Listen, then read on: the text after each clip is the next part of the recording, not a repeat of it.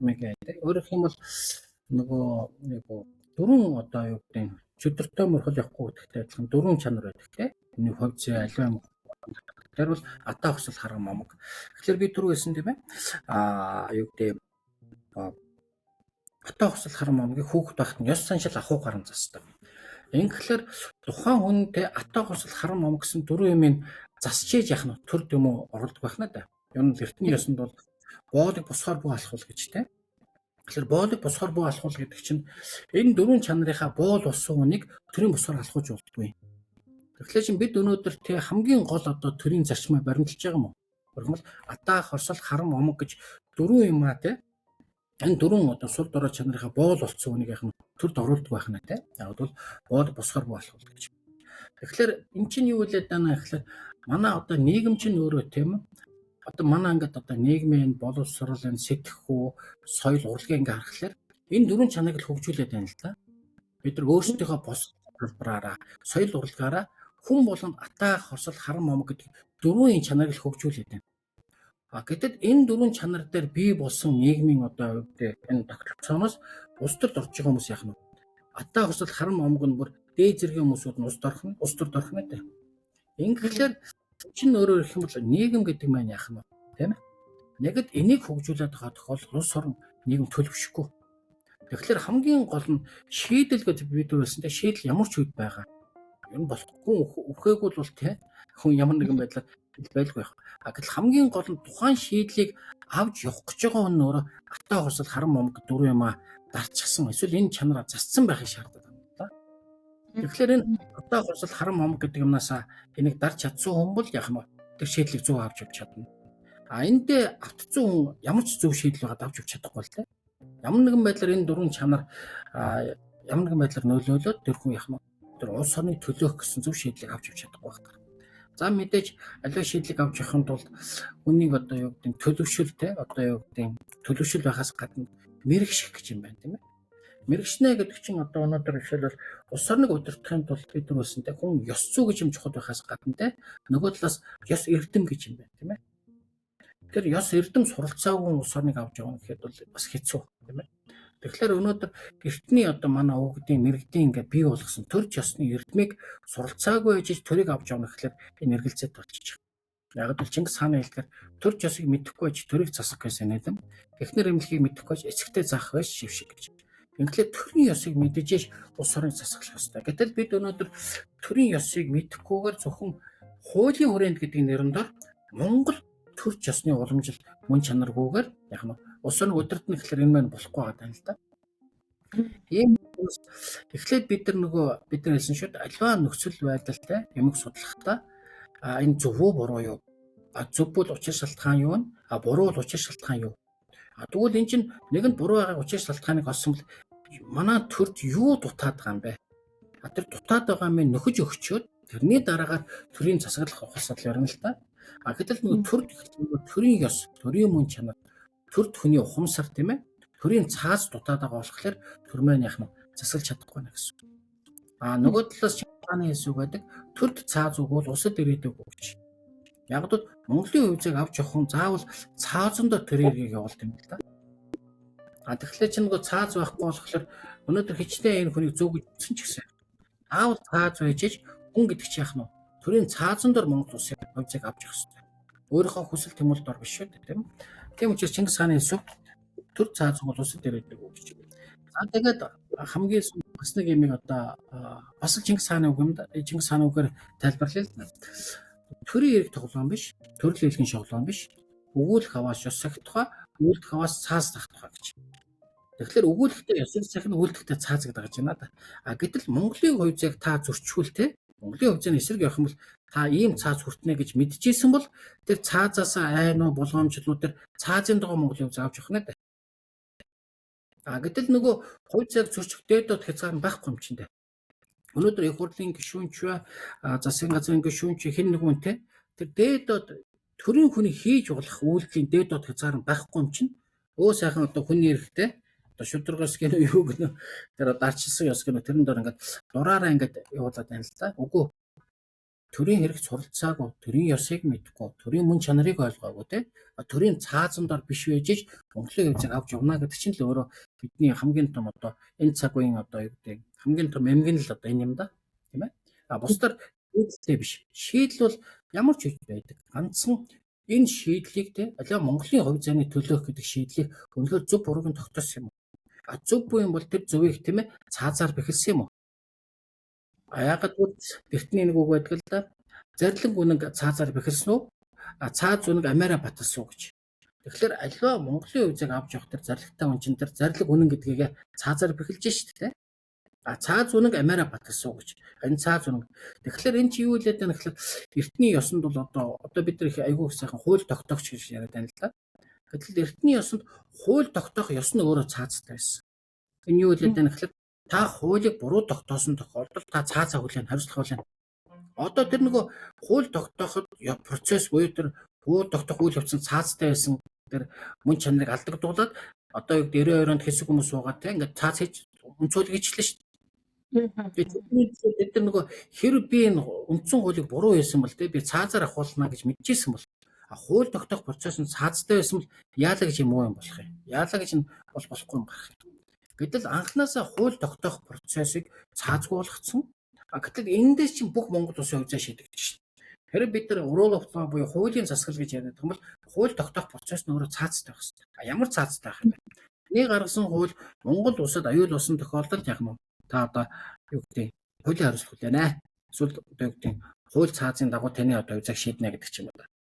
Ийм болохоор хэн дуртай нь хууль батлаад хууль гэдгийг мэдхгүй, түүхээ мэдхгүй, улс орны тогтолцоо энэ Монгол улсын хувьцаа энэ бүх мөн чанарыг мэдхгүй мөртлөнгөө зүгээр хүн гарч ир хууль яриад байдаг. Тэгсэн мөртлөнгөө энэ Монголын энэ одоо төрийн мөн чанар амин сүнс нь өөрөө ард олон хамгаалах шүү дээ. Ард олон байхгүй бол те ус гэж байхгүй, ус байхгүй төр гэж байхгүй. Тэгэхээр амин сүнс нь Монгол хүний хамгаалалт байдаг. Монгол хүний хамгаалж чадахгүй та харин Монгол хүний амнаас эрүүл мэнд те хувь заяа те оршихуй эсрэг буруу юм байсан бол та цаазаар хариуцлах хэрэгтэй. Ийм цааз байсан бол өнөөдөр ингэж дураараа ингэж те хүн болгон хууль баталж мөнгөний төлөө хууль баталж те өөрөө баяжихын тулд Монголын хувьцааг тохиолохгүй л те. Тэгэхээр ахын хууль тогтоох процесс нь өөрөө цаазтай. Хууль тогтоогчид өөрөө цаазтай байж энэ хууль зөв болно угаас тэр дээд хязгаарын тогтоогоог хууль тогтоохтой. Дараа нь хуулийг хэрэгжүүлэхдээ бас дээд хязгаарын тогтоогоог. Яг бол та хууль хэрэгжүүлсэн ч гэсэн энэ хүн Монгол хүний төлөө, Монгол хувь зайны төлөө, Монгол оршихуйн төлөө гэдэгтэй тэр мөн чанарт та дүүцүүлж энэний дагуу та үйл хэрэг явуулах хэрэгтэй. Усыг хөрлөн гişүнчээ үйл хэрэг явуулах хэрэгтэй. Тэрийг тогтоож өгөөгүй болохоор хүн болго яах нь зүгээр л хуйлдж байгаа хэдэн төрний төлөө те. Тэр гаргасан шийдвэр нь өөрөө Монголын хувьд олон 10 жилээр ямар их гайвуулж байгаа гэхээр тэрийг нөгөө цаазгүй улсууд яах нь дураараа тоглож шүү дээ. Ийм учраас хүний хувь зай гэдэг асуудал өөрийн хүсэл дур зоргоор хаамаагүй гэж хандаж болдгүй жишээ л юм да.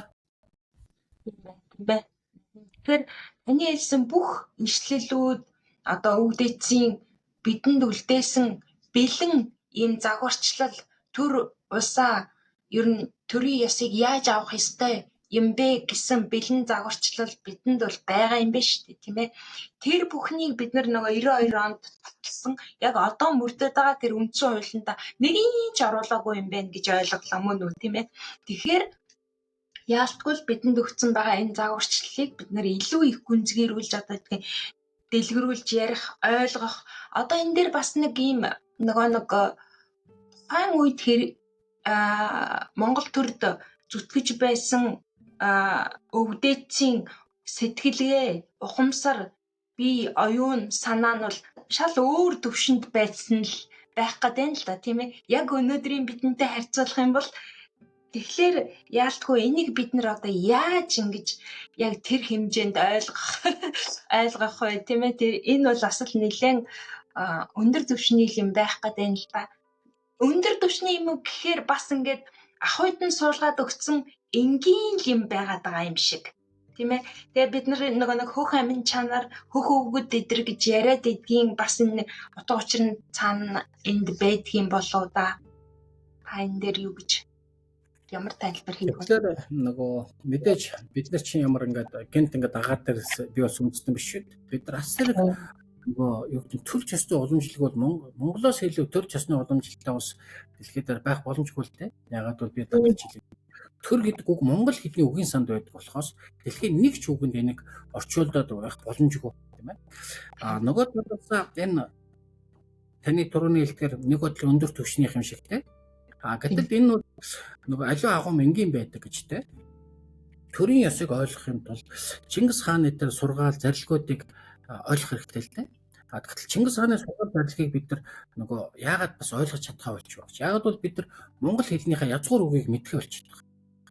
Монгол хэлнийхээ язгуур үг утгыг мэдхээ болчихлаараа бид нар энэ үгийг орчин үеийнхаар одоо гэдэг нь сэтгэлгээгээр ингэхлээр нөгөө жинхэнэ мөн чанар танигдчих واخ. Нэг талаас. За нөгөө талаас аливаа агуу юм тий. Энгийн гэдэгтэй адилхан Чингис хаан нэг бол нэгэнтээ ингэж хэлсэн байна л да. Хөхөөртний зайг гагцаар үүрэх хаваас дийлэхгүй гэж. Дийлэшгүй гэж. Гагцгүй хамтаар хариуцах хаваас бид нар болохгүй бүтэхгүй зүйл байхгүй гэж.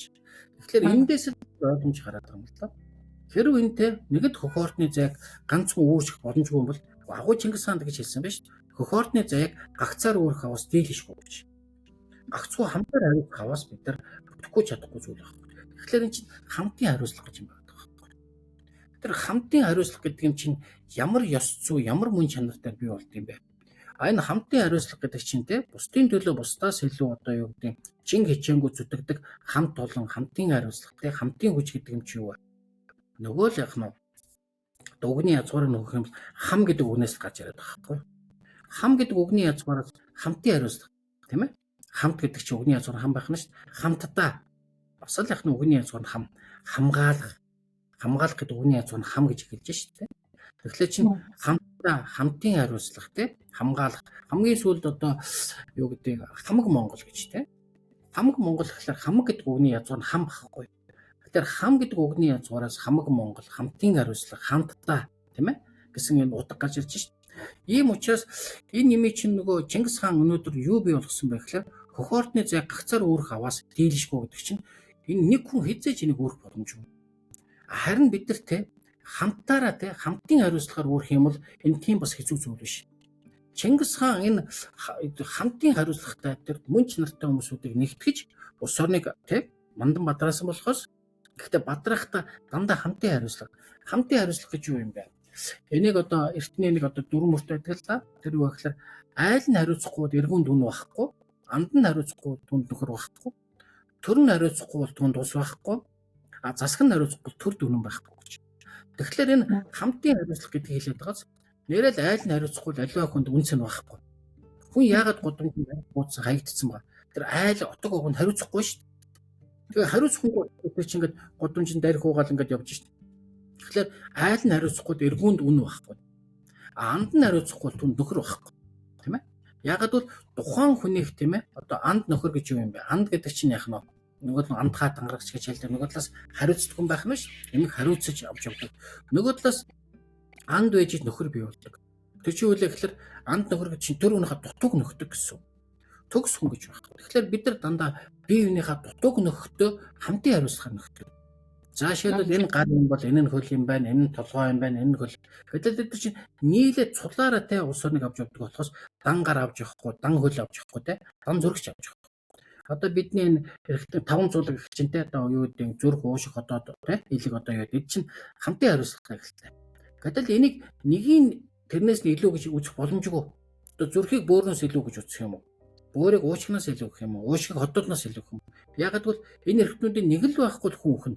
Зүрхгүй хүн амьдрахгүй, илэггүй амьдрахгүй, бөөргүй амьдрахгүй гэдэгтэй адилхан те. Ингээдлээ чинь бүгд яах нь вэ? Энд чинь бие биенийхээ нөхчиж бидний бие организм хүн гэдгийг ажилуулдагтай адилхан яах нь вэ? Монголчууд бие биенийхээ эвийг бол бие биенээ нөхөх замаар нөхөхдөө энэ хувьцаа чиний ч хариуцлага, миний ч хариуцлага, бид бүгдийн хариуцлага гэж үүрдэг. Ингэж хамтын хариуцлага гэж бүрд бий болдог. Ингээдлээ чинь нөгөө хамтын хариуцлага гэдэг мөн чанар дээр яах нь улс орны те одоо улс орныг авч явах төр тулгцыг бий болж байна да. Харин энийг нэг хитээдэж ганцаараа бүхнийг үүрэх гэж оролдоод байна л да. Манай Монголд бол ерөөсөө бүхнийг бид үүрч чаддаг гэдэг тийм сэтгэлгээ маш их газар авчиж. Түрүүний хэлдэг атаа орсол харан момог ихтэй дээд зэрэг хөгжүүлж эхлэхээр би ганцаараа бүхнийг чадна гэдэг ойлголт авчдаг. Гэтэл гагц хүн гэдэг үлтэй ганцаар бол хүчгэн. Ягаад вэ гэхээр энэ бүх юм мэдэх боломжгүй. Эсэргээр тийм үү? Бид бие биенийхээ одоо дан эрхийн уруу нийлээд юм авч явахгүй гэдэгтэй адилхан те улс орны хувь заяаг яах нь хамтдаа авч явдаг. Тэгэхээр агуу Чингис хаан маань тийм ээ.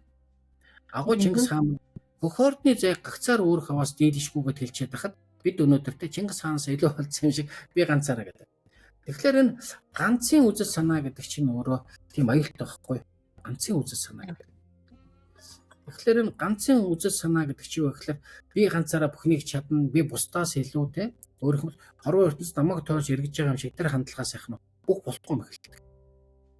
Хүн ганцаараа чадахгүйгоос хойш те нөгөө хүн голоос нөхөргүй хүнс голоос нутаггүй гэдэг шиг яах нь бид нар хоорондоо авээ олоод зорилгоо тодорхойлоод хамтдаа хариуцах юм бол энэ улс орон яах нь босно. Чингис хаан энэ зарчим дээр Монгол улсыг босгосон болохоос бусдаар ганцаараа би өөртөө таанасаас илүү мундаг та нар юу чадах юм гэдэг байвал яаж их Монгол улсыг байгуулахаар тийм ээ. Тийм байна. Цаг үеийн бас одоо ингээд дэлхий дээгэр явж байгаа ном сонин судалгаа юу гэдгийг бүх юмнийг бас ингээд бас нөгөө ганцаараа гэдэг эгоч гэх юм уу юу гэдгийг хувь хүний хөгжил гэдэргээд яг л ингээд ганцаар нь юм одоо заацсан юмнуудыг илүү их хүний тархиар тэгж л тоглолт хийгээд байна л да. Чивэл дэлхий дээр цор ганц юм мэдрэхээр нөгөө ойлгож тасаж авч байгаа хүмүүс маань ингээл эго хөдлөл одоо юу гэдэг жинхэнэ бие ганцаараа гоё болчих юм байна л гэж яваад ах шиг байна тийм ээ. Тэгэхээр энэ дээр та бас нөгөө хөх ортон гэд нэг ярьчлаа л да. Хөх ортон гэж яг юу вэ? Би сая тодорхой энэ язгуурын үгийг бас тодорхой ойлгохгүй л байна л да.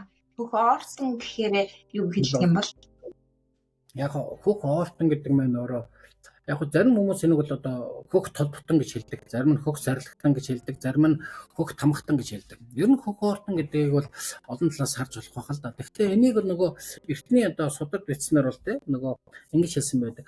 Хөх ортон үгүүл хүмүүн төрлөختөн үгүү, хөх оршихуй үгүүл яг нь хөрс дэлхийн үгүү гэж. Тэгэхээр энийг бид жоохон орчин үеийн болгоод те нөгөө хөх Монгол үгүүл хөрс дэлхийн үгүү гэж ярьд юм л да. Зүүн бол одоо юун дээр бол одоо ингэж хэлсэн байдаг. Хөх хоортон үгүүд хүмүүн төрлөختөө үгүү, хөх оршихуй үгүүл яах нь хөрс дэлхийн үгүү гэж. Тэгэхээр энэ хөх оршихуй гэдэг чинь юу илээд байна гэхээр нөгөө мөнх оршихуйгаа дагаж, хүмүүн оршихуйгаа дааж, хорвоо ертөнцийг жам ёстой нэгэн зохиролтой оршихуйг хөх оршихуй гинэ гэж тэ. Тэгэхээр яах нь байгаль дэлхийн жам ёстойгоо нэгэн зохиролтой оршихуйг монголчууд хөх оршихуйг томьёосон байна тэ. Гэхдээ мөнх оршихуйгаа дагаж гэж байгаа шүү дээ. Өнөөдрөөс хүмүүн оршихуйгаа дааж тэ. Хорвоо ертөнцийг жам ёстой нэгэн зохиролтой оршихуй гэж. Тэгэхээр нөгөө хөх хоортон үгүүд хүмүүн төрлөختөн үгүү гэдэг чинь яах нь энэ оршихуйн зарлагыг тээгч нарыг хэлээд байт юм л та. Оршихуйг авч явахаар зарлагтан.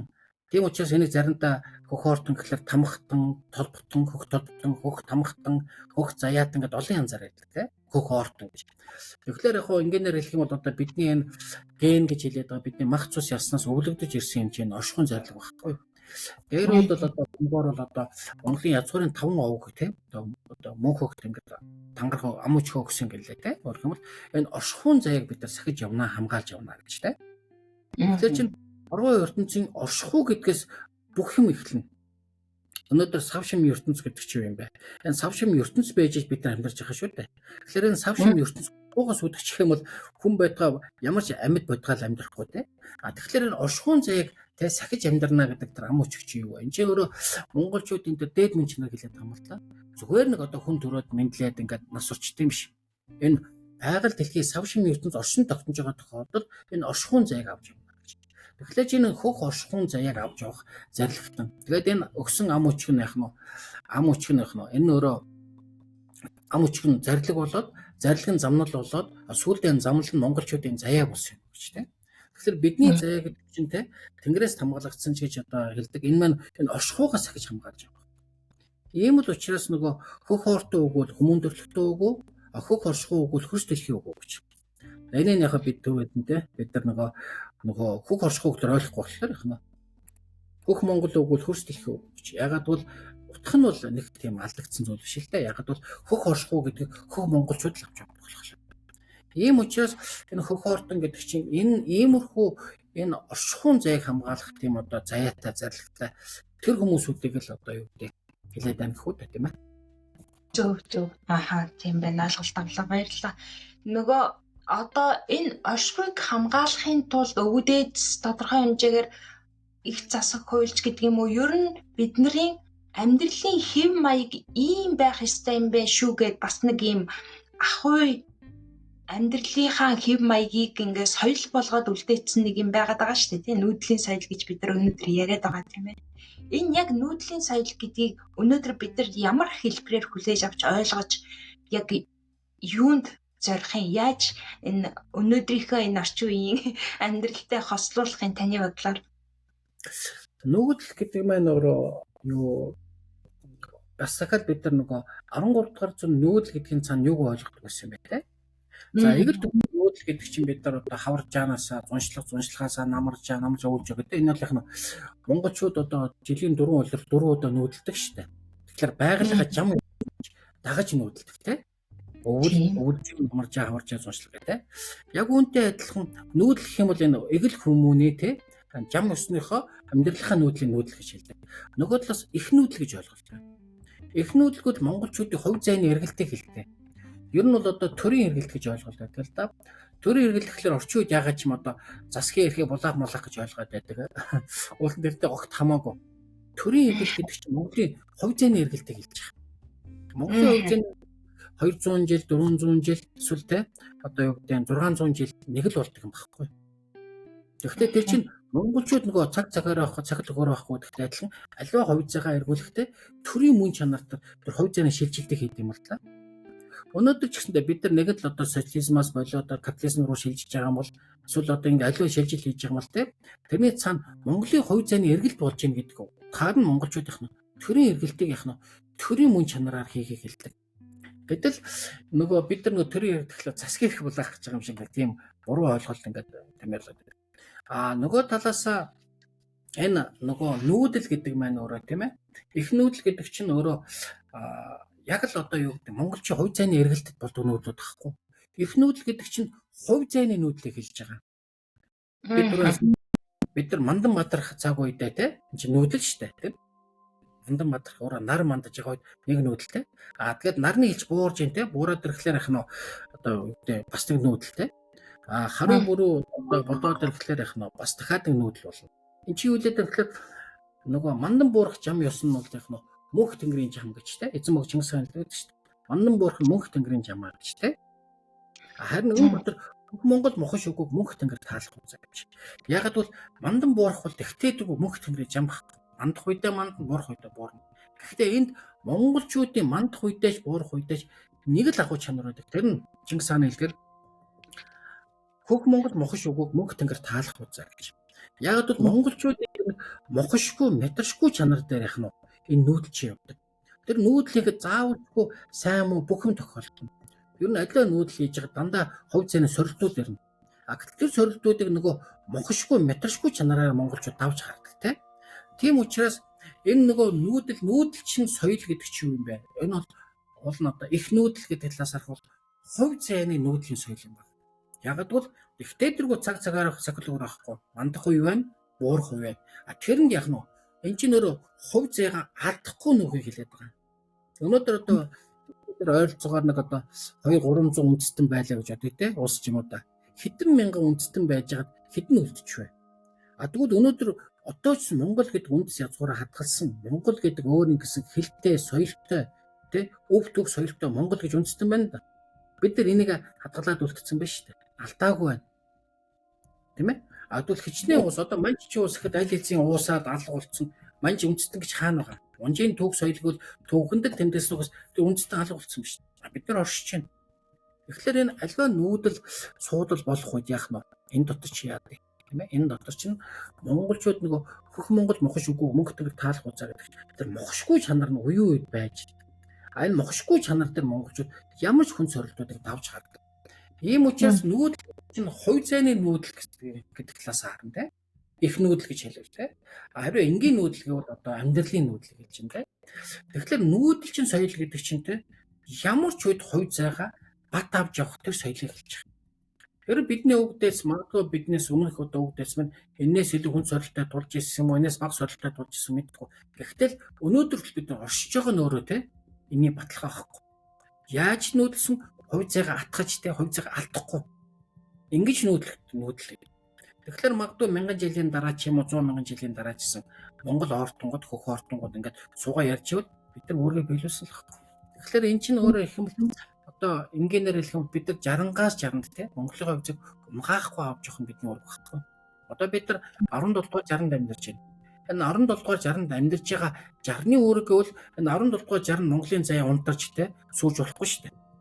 За нэгдүгээр 60-аас ахгуулаад 16 дугаар 60 хүртэл ямар ч хүн жимэг туулсан энийг даваал нь шүү дээ. А тэр 60-аас анх дугаар 60-аас ахгүйд тэрнээс өмнө сувцаага бүрэл ирсэн шүү дээ. Би ч гэсэн энэ 17 дугаар 60-аас хариуцах хэрэгтэй шүү дээ. Энэ 17 дугаар 60 Монголын тусгаар тохиолдол Монголын заяа гэдэг юм ундарч болохгүй бүдэрч болохгүй. Яг л өвгдөөс ирсэн 3 одоо зарлиг буюу захаас байдаг л да. Тэр нь юу гэж хэлсэн бэ гэхээр өөрөө мартаж болохгүй түүх, алдаж болохгүй соёл, унтаж болохгүй гал гэж. Тэгэхээр эн чинь өөрөө бидний одоо чиглүүлээд байна шүү дээ. Нэг нь яг нь мартаж болохгүй түүх. Хоёрд нь алдаж болохгүй соёл. Гуравт нь унтарч болохгүй гал гэж. Тэгэхээр чинь түүх, соёл, гал гураа бид нар те аваад явж л байгаа бол бид нар түүхээ умартааг байна тийм ээ. Бид нар соёлоо алдааг байна. Бидний зүрх сэтгэл Монгол гэдэг гал унтраагүй байхад Монголын зай хязгааш яах нь унахгүй. Ийм л учраас энэ цаг үе ямар байхаас үл хамааран цаг цагаараа авах цахилхоор авах. Ер нь бол Монголын хувь зайгтай тэр 1000 жилээр гаж 360 жилээр талбиж 60-нд нь яг нэг хамгаалан оршуулах тийм агуу тий өндөр одоо ёс эрдэмтэй тэр ахуй одоо үг дэц удан байж бид нар нэг арайчтай 17 дугаар 60-нд тий энэ Монголын хувь зайг алдсан гэдэг тоонд орох тийм бэлэггүй юм гэж яалаа гэж яах вэ? А энэ нөгөө бид яагаад энд бас их тийм хэрэгэлцдэггүй байх гэхээр нөгөө галав юулээд хүн төрөлхтөн сүүлэхэд ганцхан монголчууд үлдэхин юм гэж тий. Тэгэхээр нэхэн л галав юулт өшөө хийж өчнөө тэрбум жил байна тий. А гэтэл ямар ч өссөнтэй энэ манай сав шимийн ертөнд төгсгöd хөхөортнууд байж л байна гэж байгаа бол тий. Нөгөө агуу нөгөө энтгийн 84 их махас хийдгийн нэг шантитаваа гэдэг гигантний сүг байдаг шүү дээ. Өөрөөр хэлбэл засаж болохгүй аваас санаа зовх хэрэг юм. А засаж болохгүй тавилан аваас санаа зовлооч нэмэр юм гэж. Тэгэхээр энэ нэг тавилан бол бид нар санаа зовооч нэмэргүй те. А нэг нь засаж болох тохиол юм бол санаа зовх хэрэг юм гэж. Нэг л засагдах юм чинь би энийг заавал одоо зовж шаналж ээж засна уу? 50 засна уу ялгаагүй шүү. Засагдах нь л үнэ юм чинь дээ. Ийм учраас бидний нүүдэл гэдэг чинь энэ хувь зайг дараа 60-ндаа одоо 18 дугаар 60 гэж 2047 онд эхэлсэн шүү. Бид дараа 60-нд те одоо энэ хувь зайгаа хүлээлгэж өгөхдөө тусгаар тогтносон амар амгалан те инх тух ийм л улсыг хүлээлгэж өгч бид энэ 60-ндаа бас 30 30-тай амьдарсан биш. Яг бол энэ 60-нд амьдарч байгаа бидний үүрэг чинь энэ 60-гаа нэр төртөө байх. Энэ 60-ндаа яах нь тусгаар тогтносон аюулгүй инх тух улсыг хүлээлгэж өгөх. Ийм л учраас нүүдэл гэдэг чинь энэ нүүдлийг хийхдээ хувь зайгаа бат хатгаж нүүдэг болохоос энэ цаг хугацаа орон зай нүүдэлд 60-60-аас нүүдэлж явж байхдаа хувь зайгаа алдчих юм бол Монгол гэдэг чинь яаж ярсан байгаа юм те. Тэгэхээр нүүдэлцэн соёл гэдэг нь өөрөө энэ бол зүгээр нэг одоо хүний амьдралын нүүдлийн цаана хувь зайныхаа те нүүдлийг зөв авч явах монголчууд асар эртнээс одоо эртээр байсан гэдээ ирж ирсэн агуу том соёл эрдэм ёс байна л да. Монгол заяа энэ Монгол мөн чанар те Монгол одоо гэдэг өв уламжлалт Монгол бүх өсөж байгаа тохиолдолд Монгол заяа орчилно. Ийм л утгатай тийм ээ. Тийм байна. Зөв. Яалтгүй л одоо яг цаг үеийн нэрчээд энэ тэндгүү нэгэн үеэ бодох юм бол асар их өв түүхээ соёлоо урлагаар дамжуулаад ч тэр соёл боловсрлоо дамжуулаад тэр их ярьдаг болсон байна л да тийм ээ. Нэг үеэ бодох юм бол энэ бол маш олцтой сашаалтай надад санагдаад байгаа юм. Тэгэхээр бид нар яалтгүй л таныг хэлдэг шиг нэг түүх мартаж болохгүй түүх алдаж болохгүй соёл гэдэг гурван юм хэлсэн. Тэр гал нь бол унтраагүй байгаа, өргөдөж байгаа гэж л харж болохоор байна тийм ээ.